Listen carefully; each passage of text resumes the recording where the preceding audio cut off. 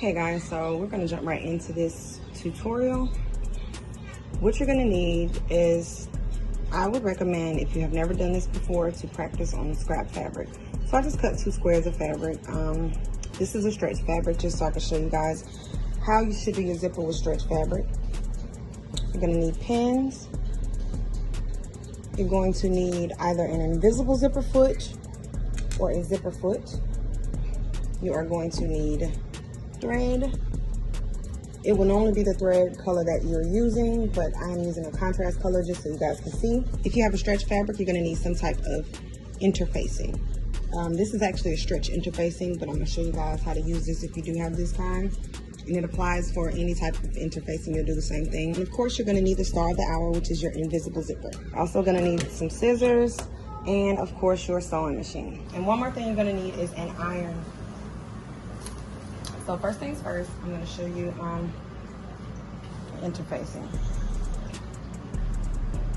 You want to make sure you are not cutting your strips to where it stretches this way, because the objective of the interfacing is to keep your fabric from stretching this way while you are sewing your zipper on, and that's what causes the waves in the zippers if you see that sometimes, and I know we all hate that.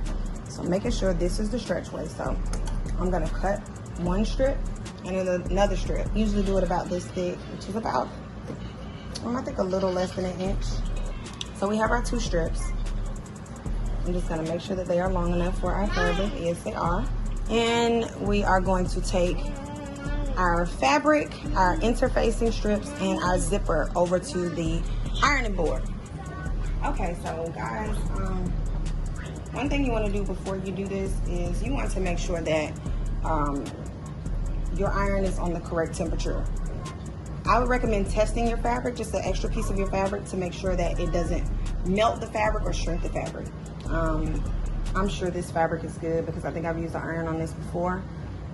So I'm just gonna get started. And if it is too hot, you'll either wanna just reduce the temperature to like, I think it's silk or something, synthetics or silk, or you'll want to use a pressing cloth.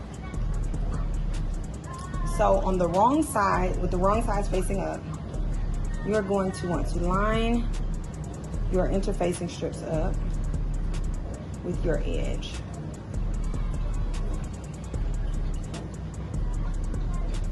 And again, I'm doing this because this fabric stretches this way. It's a 4-way stretch. It stretches this way, and I don't want it stretching and warping my zipper. So I'm just gonna take my iron. So I'm going to press to fuse my interfacing with my fabric.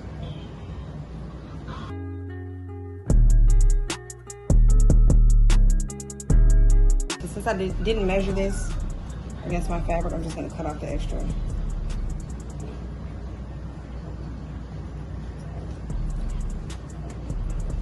Now it will not stretch this way. Okay, so put those to the side. The reason why I brought my zipper over here is because if you get the zipper out of the pack, then you will have to iron it. I cannot stress how important this is, guys, because your zipper will be looking very crazy if you don't iron it. So I just put the teeth facing down. I just run my iron over it on the hottest setting.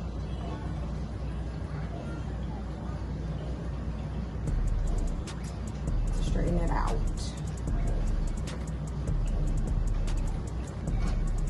All right, so now we are done with our iron. And we are going back to our table. Okay, so now that we have our 2 pieces, and if you've already sewn something together and you have a seam that you're inserting this in, it's basically the same technique. So what I'm gonna do is I'm going to simulate that by sewing about this much of these together, as if you're, inserting a zipper into the back seam of a bodysuit or something, or dress. Okay guys, so now we have this like it's a seam, and a lot of people, the issue that they have is this part down here. I'm gonna show you a way to always have a neat invisible zipper even at the end. So let's get started. Okay, so guys, the first thing you're gonna do is you're going to lay your zipper where you would lay it, the way you would lay it on the fabric. So it will be with the pull facing up. We're gonna unzip our zipper, and we are going to flip this piece over this way. So again, you start with the zipper pull facing up, and you're going to take it and you are going to flip it this way. And you're going to pin it all the way down. So what you're gonna wanna do is stick your pin in through the back.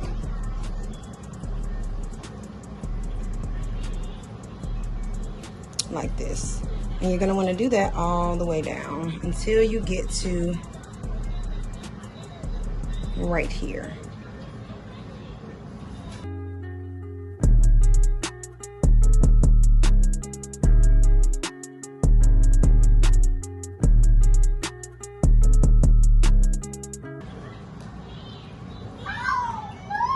I'm just gonna stop about right there. Now that we have this pinned, we're gonna switch to our zipper foot.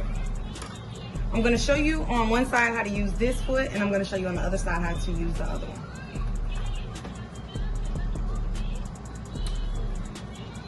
So I snap mine on to where it's pushed more to this side, or the inside of the machine. And I'm going to switch my needle position to 3 to start. So what I'm gonna do is I'm gonna place it right here, and I am going to sew it down.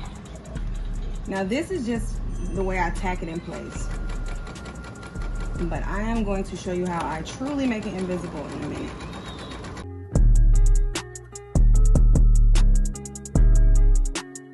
And of course, again, if I was actually sewing this for real, I would use blue to match my fabric, but this is just for demonstration purposes. So now we have this stitch. So now what I'm going to do is I'm going to go over this again, but I'm gonna move my needle position to 2.5. That's what gets me really, really close to the teeth. And I am going to bend this back as I sew, so I can get right up in there. But be very careful when you're doing this, because you can catch the teeth very easy, but the more you do it, like, the more you'll get used to it.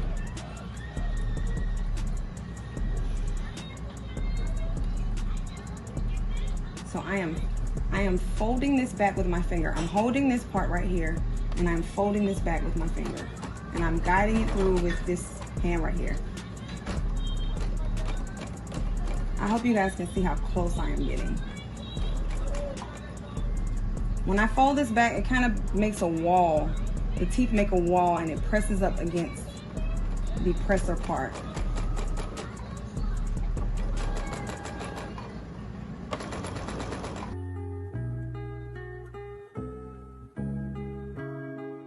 Okay, so now this is what we have. This is how close it should be. Don't look at my nails, y'all. I never get them done. I'm gonna start doing better, but I just hate sewing with nails. But this is how close you want it to be to the actual zipper teeth. So that is how I do it using that foot. I'm gonna show you guys how I do it using this invisible zipper foot now.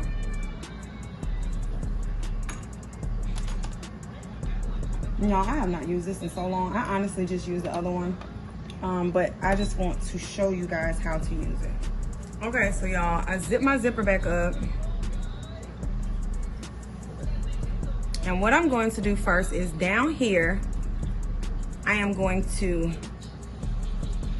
flip my fabric, and I am just going to make sure that this sits flat on here. You're gonna open up the seam and make sure that it sits flat, so that this will line up in the back. It should be like this part right here, and you just lay it down flat, and you're going to want to pin it so you can stop right there where it matches on the other side.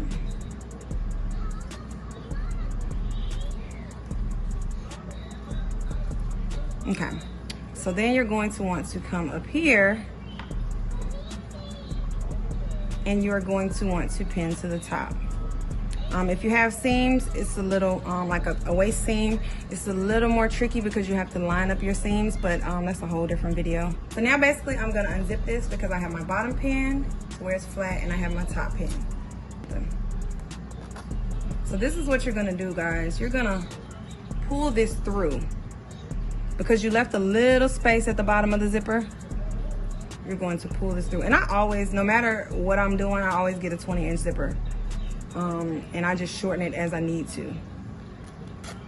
Y'all, this zipper, I hate it. So take it past where you're starting at the bottom. And again, like you did the other side, you're gonna pin all the way down.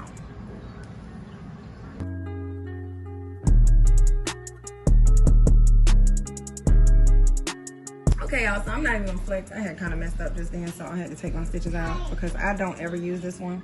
So I really had to remember how the heck to use it. So basically what you're gonna wanna do is you're going to want to go on ahead, and I hope you guys can see past my fingers. Get as close as possible with this one. You're going to want to flip this up and drop this to where this fits in this channel. And see, this one is so tricky. That's why I don't like really using it. But you're gonna wanna fit this in that channel.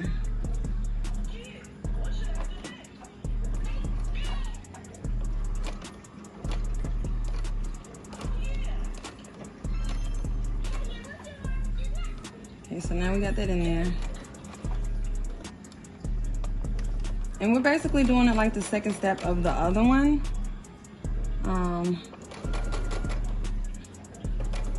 Now I do like to take my pins out for this one because it seems like it kind of lifts it up and then you get out of your channel, or your hole, whatever you want to call it.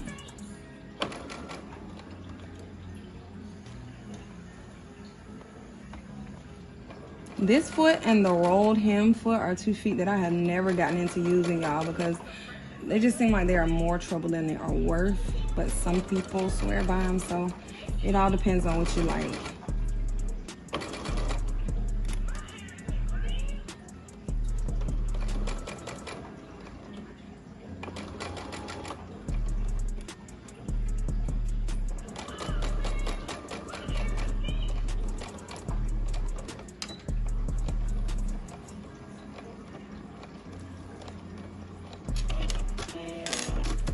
Okay, so you can go back over this if you want to. Just for keeping this video short, I'm not gonna do it, and because I just don't feel like it. Okay, so now the good part, y'all. So now that you have this done, you are going to zip this up. Okay, guys, so I had to completely reinstall another zipper because that one was just terrible. It was all off track. So now what we're gonna do is we're going to zip this up.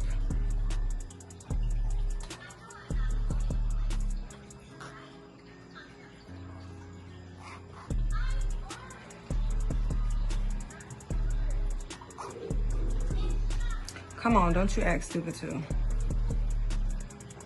Okay, good, we're good. Okay, so as you can see, you can already see how neat this is, and it is truly invisible. Can't see it. So now the tricky part for a lot of people is this part down here, and it was tricky for me for a long time too. But this is how you do this. Okay. You are going to, let me cut these threads out of the way. You are going to fold this and place these 2 pieces together. You're gonna find where you stopped stitching on your zipper, which is right here, and you're going to pin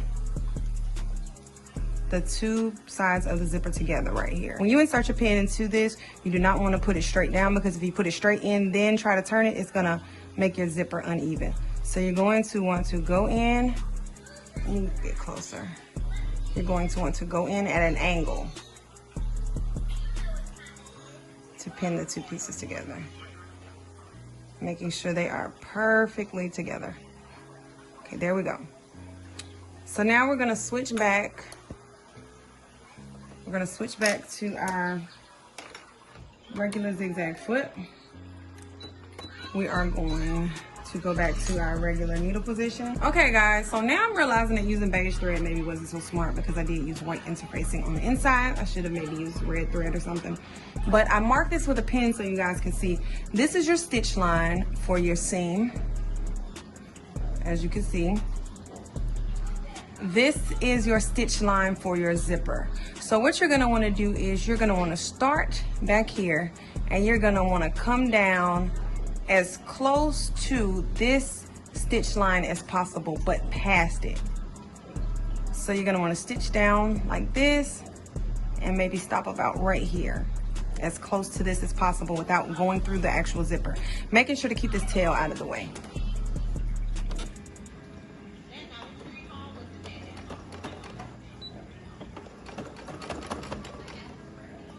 So we're going to flatten this. So as close to this line as possible without sewing. Don't start acting stupid, machine.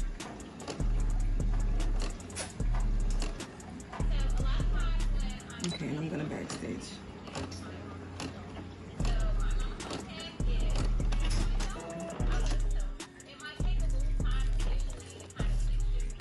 Okay, so now that you did that, we're gonna flip this to the other side. And you guys see how neat that is? You can't even tell where the zipper begins and where it ends. And I'm gonna lay this flat so you guys can see. So guys, this is how your invisible zipper should look. This is how it should look at the end. You can kind of see little pieces of my thread coming through because I need to clean my machine out, so my tension is kind of all wonky. And if this was blue thread, you wouldn't be able to see it showing through at all. But this is how it should look, guys. Clean, neat, invisible. You should not see zipper teeth. If you see zipper teeth, it is not invisible. One more tip with invisible zippers, guys, is do not use invisible zippers on heavy fabrics or bulky fabrics because they will break. They will break. So you only want to use these on light fabrics. Yeah, just to avoid that headache. So this is what we have, guys. And you do not top stitch an invisible zipper. I cannot say that enough times. Do not top stitch an invisible zipper because then it becomes uninvisible. And you can do this how you want to when you finish this. I usually just cut this right here, stitch back and forth to lock it. Even though the pulley won't, even though the pull won't come down this far, I still like to cut it and lock it. And then I simply do a zigzag stitch or overlock right here. And sometimes I'll come back with my hand sewing needle and I'll just reinforce that. But I usually don't have any problems even when I don't. So yeah, guys, this is what we ended up with. And I hope this was an easy enough tutorial for you guys to follow. And I hope it was quick. And if you have any questions, please feel free to leave them in the comments for me. And when I do an updated video on this, or when I add certain tips like how to line up your seams, I will answer your questions in that video if I don't answer them in the comments. All right, guys. So as always, please, if you like this video, like it. Give me a comment. Let me know what you thought. Subscribe to my channel and turn on the post notifications so you guys can know when I am posting, because I will be posting a lot more frequent than I have been. I have a lot of great content coming. So yeah, guys, until next time, live, love, now go be fierce.